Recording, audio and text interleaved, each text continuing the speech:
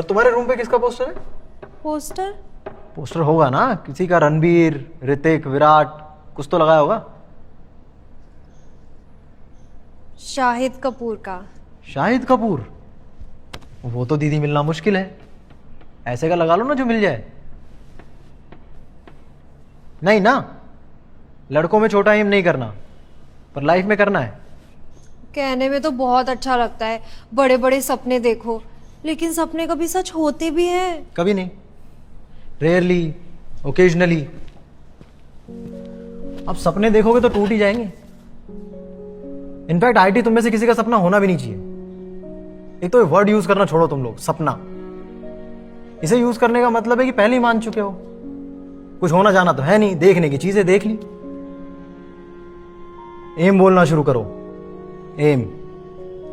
सपने देखे जाते हैं, एम अचीव किए जाते हैं।